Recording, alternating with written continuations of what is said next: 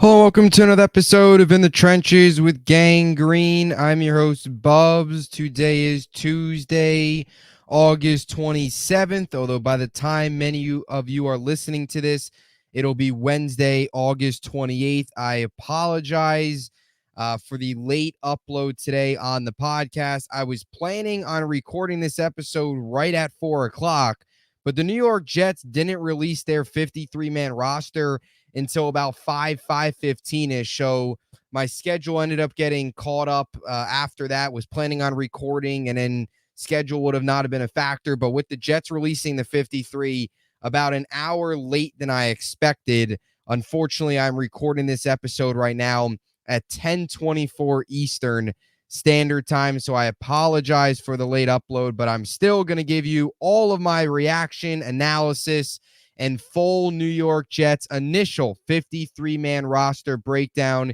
here on episode 370 of the In the Trenches with Gang Green podcast. I really appreciate all of you tuning in. Again, apologies for this late upload. Just kind of annoying. Jets released their roster about an hour late. Is what it is. Still getting a video out to you guys. And a lot of positives to take away, I think, from the New York Jets 53-man roster. So don't want the fact that the roster was released an hour late to dampen the mood of this episode, because I think there's a lot of positives. It's great to see 3 UDFAs make this team, Tack McKinley as well. A lot of pieces that we saw perform well in training camp get rewarded with roster spots, and also a trade as well. So a very active day for the New York Jets here, as all NFL teams are now cut down from 90 to 53. Now, before we begin and I break down all angles of the New York Jets 53-man roster, I want to tell you about our podcast partners, starting with our friends over at BetUS. We are just 13 days away from Jets football returning, and even less from the NFL returning. Chiefs, Ravens on Thursday Night Football, almost just a week away. And then you have the Brazil game on Friday between the Eagles and the Packers, and there is no better way to get in on the action this NFL season than with BetUS, America's favorite online sportsbook. Plus, my viewers, use my link, which can be found in the description of this video, to get a 125% sign-up bonus on your first 3 deposits up to $2,000. As we talked about a lot, the New York Jets are the new favorites in the AFCs, plus 170 odds. Bet 100 to win 170. You want to put money on the New York Jets this season. It's going to be a great year, and there's no better way to get in on the action than with our friends over at BetUS. Also, our friends at SeatGeek. Jets tickets, Jets season, also right around the corner. There's no better way to get your hands on tickets than with SeatGeek. What makes SeatGeek so great is they rate each ticket on a scale from 1 to 10, so you know what type of deal you are getting on your ticket. Look for the green dots. Green means good. Plus, my viewers, click the SeatGeek link down below to download the SeatGeek app. Use promo code BUBSONSPORTS at checkout for $20 off your first purchase at SeatGeek. And this isn't just football. This isn't just the Jets. This isn't just sports. Any event, plays, concerts, shows. If you can buy a ticket for an event, SeatGeek has it. And, of course, our friends over at Huga House. You see me wearing my Huga House hat all the time on the podcast. If you want the hat I wear or any of the hats Aaron Rodgers wears, use my promo code BUBS for 15% off. Get yourself some of the same swag QB1 rocks. And, of course, that link can also be found in the description of this video. So I will have an article out tomorrow, sometime tomorrow, on the New York Jets 3 UDFAs making the roster. So if you want to hear my thoughts, all of my articles, the links to my articles can all be found down in the description of this video as well. Everything's in the description for those of you to check out. So I'll have some more thoughts as well on paper tomorrow afternoon, tomorrow morning-ish, for those of you who want to check that out as well. So further some of my thoughts that I will get out now. But the New York Jets released their 53-man roster earlier today. Of course, we predicted the 53-man roster the Monday or Sunday night, actually. And I wouldn't say there wasn't many surprises, I wouldn't say. I think there's maybe a couple surprises. Tight end maybe comes a little bit of a surprise. I think maybe holding on to all 3 UDFAs and Tack McKinley comes at a little bit of a surprise considering that we thought the New York Jets would have to move on from at least one of Eric Watts, Braden McGregor, or Leonard Taylor, but they all end up all three making it, which we'll get to here in a second. Now, I do want to break down the trade that the New York Jets made earlier today, and that was dealing Brandon Cotterington, special teams, obviously a cornerback, but really special teams ace, impressive kick returner, to the Buffalo Bills for a 2026 sixth-round pick from the Bills. So the Jets trade him and their 2026 seventh-round pick to the Bills for Buffalo's 2026 sixth-round pick. So Brandon Cotterington, a seventh-round pick in 2026 to Buffalo. The Jets get a sixth-round pick, so kind of a swap of late-round picks. And Cotterington, the kick return specialist, also thrown in the deal. And while it's not always great to help out, I guess, your division rival, I know some people might look at this trade and say, man, you would have loved to see him stick on the roster, and I totally agree. But at least to get something for him is a positive. Yes, it's in the division. Yes, it's helping out, I guess, a division rival. But you at least get something for him, and I think that's a positive. You know, there was a couple guys in the Jets roster that you thought maybe had some trade value. It felt like Dallas had a little bit of interest in Izzy prior to them bringing in Dalvin Cook. Maybe one of the offensive linemen depth guys could have had some trade value. Maybe even one of the defensive line depth guys could have had some trade value. And even Cotterington, you know, this is a guy that new kickoff rules, every team, including the Jets, are trying to figure it out. When they see somebody, Cotterington, have success in all three games and, of course, dominate against Carolina with a successful punt and kick return, teams are going to see that he would have gotten claimed. So I'm glad that the Jets were able to get at least something for him. It stinks that they couldn't keep him around on the roster, but it was just so tough. And that speaks to the amount of talent on this team. Unfortunately, you're going to have guys like Brandon Cotterington who play really well that just don't see a role here because it's tough. And he, of course, isn't going to play a role at cornerback. So you'd essentially be just holding a seventh corner to not play corner, just be a special teams threat. Obviously, the Jets value some other positions, a fifth linebacker a little bit more. Of course, they value a seventh receiver a little bit more. Obviously, they value a fourth running back a little bit more. So you want to maybe make an argument that Cotterington would have been more valuable than Izzy Abinaconda will this year. You want to make an argument he would have been more valuable than Irv Charles because the Jets have seen a lot of good things out of Stiggers and some other guys. From a gunner perspective, you can make that case, but at least you get something for him as opposed to just waiving him and not having anybody or having somebody pick him up and not getting anything for him. You get some value back for a guy that was impressive. So stinks to see Cotterington go. We'll see what he does. And look, Cotterington was good, but let's not sit here and act like the Bills are going to win the Super Bowl now because they traded for a guy that played 3 good games in the preseason. Let's pump the brakes, all right? Brandon Cotterington isn't Devin Hester, all right? Let's pump the brakes here that all of a sudden the Bills are going to be this juggernaut because they brought in Brandon Cotterington for a sixth-round pick. Let's pump the brakes, all right? Good player, but let's pump it a little bit. So that's that news. Now, I want to move on here to the 53-man roster and what ultimately matters. No real surprises from a cut standpoint outside of Cotterington. Like there wasn't Brownlee makes the team. You know, there wasn't a ton of surprises. Clemens makes the team. Kind of what you expected. I think the biggest surprise was actually maybe them holding on to all 3 UDFAs, which we'll get to. Now, there are a couple injury notes and a couple things to list here. Leki Fotu placed on IR. He, of course, was shut down for the rest of camp about a week ago. Didn't really ever hear how bad it was, how bad the injury was, but obviously it's bad enough where he'll be on IR to start the season, dealing with the hamstring injury. So that opened up the door for one of these UDFAs. Jordan Travis also, of course, on the non-football injury reserve list. It's basically going to be a redshirt year, maybe comes back late in the season, but I mean, this was a guy that wasn't going to see the field anyway. Just sit back, watch, learn, absorb, and then come back next year and start to see some in-game action from a preseason and training camp perspective. And Kenny Yeboah, this was an interesting one that I think maybe caught some people off guard, also placed on IR for the first 4 weeks of the season.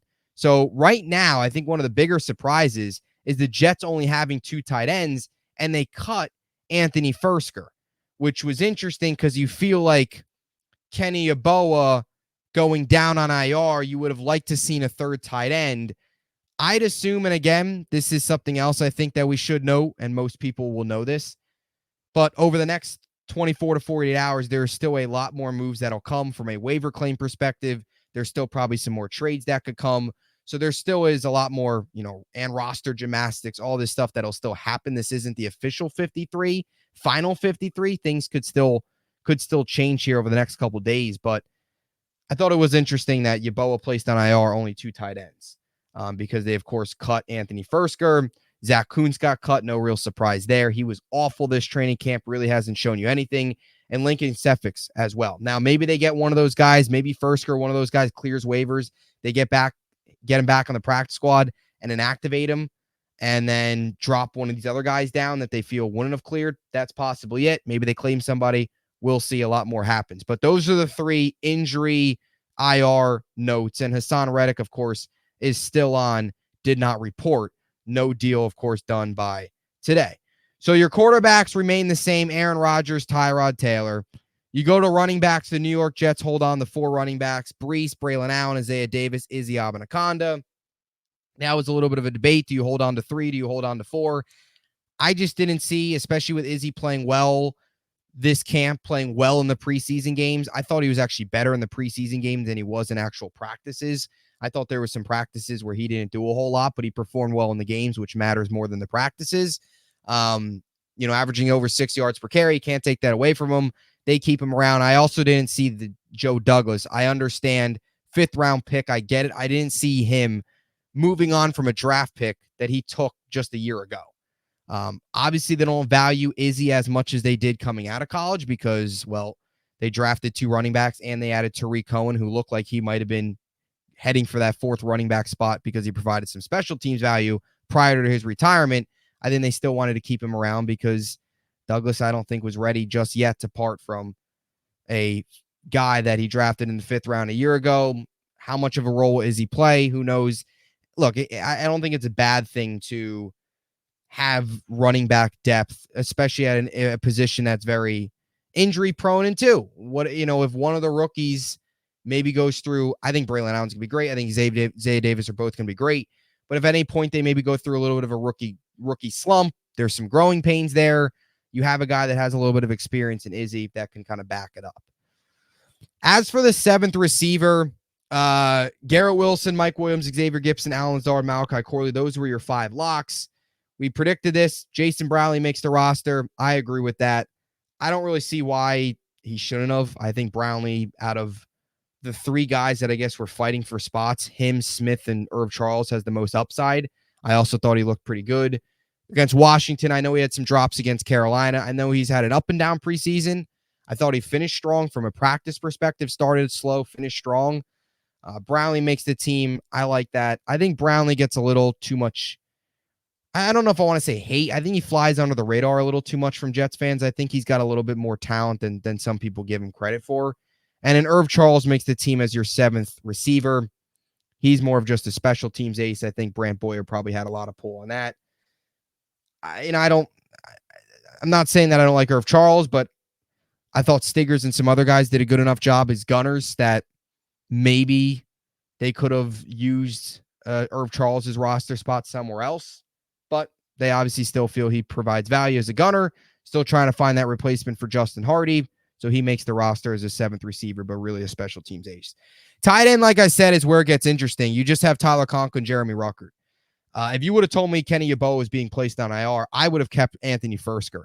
That would maybe be my one complaint with this roster, is not keeping a 3rd tight end. And look, a lot still has to happen. Next 24, 48 hours, claims Fursker maybe clears and they pick him up on the practice squad, and then all they have to do would activate him. So a lot has to happen still. But as of right now, 2 tight ends going into week 1 is not exactly a great recipe, in my opinion. But still a lot has to happen. We'll see. Kenny Yeboah going on IR is unfortunate. You think they would keep a Fursker even without Yeboah going on IR.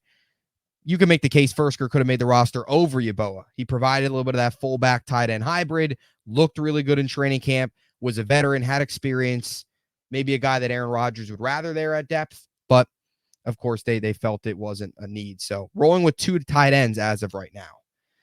Offensive line, no surprises at all. Despite some discussion about Max Mitchell, despite some discussions about who's going to fill out that 10th offensive line spot. Is it going to be Xavier Newman? Is it going to be Cole Laval, Jake Hansen, Chris Glazer? There was a couple guys. I think we all knew Xavier Newman was going to make the team, and I think we all would have been pretty shocked if Max Mitchell didn't make it. And then, of course, you have your starting 5. Olu, Wes Schweitzer are the other depth pieces there as well. Carter Warren also along with Newman and Mitchell, no surprises there. Now, this is, I think, the biggest part of it all, the defensive line. And look, you got to give a ton of credit to not only the UDFAs, but this Jets defensive coaching staff. And this is one thing that I've said about Joe Douglas. A lot of people deserve credit for this. Despite the negatives about the Hassan Reddick situation and whether or not he'll be ready to go week 1, and even Lecky Fotu being placed on IR first 4 weeks is definitely a little unfortunate. A guy that can come in and stop the run and be a big body in the interior. Definitely unfortunate. But despite all of that, you got to look at it from a positive standpoint, right? I know some people want to be miserable about Hassan Reddick and stuff like that, and Michael Clemens not playing well. But let's take a step back and it's awesome to see how far some of these UDFAs, and it's just really cool to see these 3 UDFAs make the roster, and of course, Tack McKinley as well, a 2017 first-round pick who really kind of, I think, made a lot of Jets fans realize and NFL fans realize what he's been through over the last year or so, really what he's been through in his career when he spoke to the media after the Giants game on Saturday night, just about how tough it's been. And for him to get to where he's been and how much hard work it's taken and how he's kind of just turned his career around from where he was. Tons of credit goes to him as well, but Joe Douglas too. One knock we've always had on Joe Douglas is offensively, it's been finding under the radar talent. That's always been his knock. He's not hit on many guys in the 3rd and 4th rounds. I mean, how many receivers have the Jets missed on? Not even just Douglas era, but previously, how many receivers have the Jets missed on day 2, day 3, and onwards? For Douglas, it's been Denzel Mims and Elijah Moore, the 2 big misses. Previously, there's been so many. Hopefully, Malachi Corley can reverse that trend. But one thing Joe Douglas has done so well is find talent on the defensive side of the football. Kind of the old saying, one man trash is another man's treasure. Quincy Williams, cut by the Jaguars, picked up by the Jets, turned into an all-pro. And I know he's no longer on the team, but Bryce Huff, right? A UDFA out of Memphis, blossoms into a 10-sack player, an underrated, under-the-radar pass rusher. We know what Bryce Huff brought to the table. JFM, I know he's no longer on the team, and you can criticize Douglas for that too, but another guy was cut by the Rams. Jets kind of took a flyer on him, signed a 4-year extension, got a second contract with the team. You even look at a guy that they drafted in Michael Carter. Michael Carter was a guy that was not supposed to come in here and become one of the best slot corners in the NFL. Primarily played safety at Duke. Was a 5th-round pick. Turned him into a corner and turned him into one of the elite slot corners in the NFL. So there have been so many examples. Tony Adams, another one, a UDFA out of Illinois. Now the starting safety. Right? So many examples of Joe Douglas, this front office, and this coaching staff. I know JFM not so much as this coaching staff because he was here prior. But Quincy Williams was all this coaching staff. Bryce Huff, JFM were both this coaching staff. I mean, JFM, of course, signed the contract in 2021, Salah's first year. Huff really exploded with Salah. He was a rookie in 2020, so he really started to take off. Michael Carter, Tony Adams, all these guys. Credit to Salah, credit to Olber, credit to this coaching staff. Find talent, evaluate talent, find under the radar talent. They've hit on so many pieces on defense. And that's what I've always said, where you got to give this coaching staff, you got to give this front office the benefit of the doubt when it comes to a defensive perspective, because they're able to evaluate talent just better than a lot of other teams. It really is the case. And Tack McKinley as well, another guy similar to Quincy Williams at JFM, kind of a reclamation project. And now look at where he is now, making the roster. But I mean, you look at Braden McGregor and they've earned it. They've earned this. They've totally earned this. Braden McGregor, 82.5 pass rush grade, 49 pass rush snaps, 2 sacks, 8 pressures, 22.4% pass rush win rate in his 3 preseason games. Of course, was electric on Saturday night. Leonard Taylor's another one. Leonard Taylor's really exciting because this is a guy that was a 5-star recruit. He was the number 1 player coming out of Florida, commits to Miami, a big-time school, big-time program. Was expected to be a first round, if not early day 2 selection, and went undrafted. And the Jets got him as a UDFA. I mean, who knows what happens? I know it's only preseason and they're playing up against backups. I get that.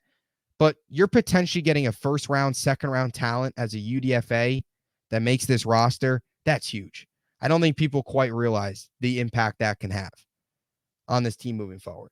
So Leonard Taylor makes the team. He had a very, very, very strong preseason as well. Led the NFL in the preseason with 4 sacks, finished 4th in pressures with 8, tallied 5 pressures and 3 sacks on Saturday night. And then Eric Watts, the other one, 150 plus tackles during his 4 years at UConn, 5 seasons, 4 total, 2020, of course, canceled. Broke out on Saturday night, another one. 3 quarterback pressures, a sack. I didn't have him making the roster. I thought he would be the odd man out. But to see him make this team, I think is great as well. And then, of course, Tack McKinley, who not only showed up in the games, but dominated in practice. I mean, this was a guy that probably had 7-8 sacks in practice this year. I mean, his get-off speed was his speed was great off the line. Had a little bit of a spin move. Really, really impressive. Very, very impressive. Probably you can make the case Tack McKinley, probably the most impressive out of the 3 of them. Now, the UDFA is probably the most impressive. Leonard Taylor, Braden McGregor, Eric Watts, they all did their own things. They all did some different things. Leonard Taylor, I mean, 3 sacks in 1 game on Saturday night. That if he wasn't already on the roster, 100%, you had to keep him then. So 3 UDFA is good to see. I haven't seen anybody say if it's a record yet for 3 undrafted free agents, defensive linemen to make the team. I haven't seen that. But I don't know. Maybe that's something that comes out soon. I'm sure sometimes Rich Cimini of ESPN Stats and will find stuff with ESPN Stats and info sometimes on some of those facts. It's got to be something. There's got to be some sort of record. I mean, how common is it to see 3 undrafted free agents make an NFL roster on the defensive line? Not so much just make an NFL roster, but make it all on the defensive line. I mean, that can't happen too much, but here we are. So Jets loaded up 10 defensive linemen, not counting. They held on essentially to 12 defensive linemen because you're not even counting Lecky Fotu and you're not counting Hassan Reddick. Once those 2 guys are back in the fold, you have 12 defensive linemen. So of course you're going to have to do some roster adjustments there. 12 will have to be sent down. Not all active, of course, all the time. Can't do that. So there will be, this isn't your set in stone offensive line. They may move one of these guys down, but still to see all 4 of them make the roster, I think is really cool and a credit to this coaching staff. As for the rest of the defense, no major surprises other than, I guess, if you want to consider Chaz Surratt a surprise, you could. I didn't have him making the roster personally. That's just because I had the Jets holding on to 3 tight ends, 7 receivers, and 4 running backs with only 2 tight ends that open up a spot. So Chaz Surratt makes the team. A little bit of a surprise. I thought they'd hold on to 4, but also you could view it not much of a surprise because Saleh likes Chaz Surratt, brings some good sideline to sideline speed, brings a little bit of a special teams value there.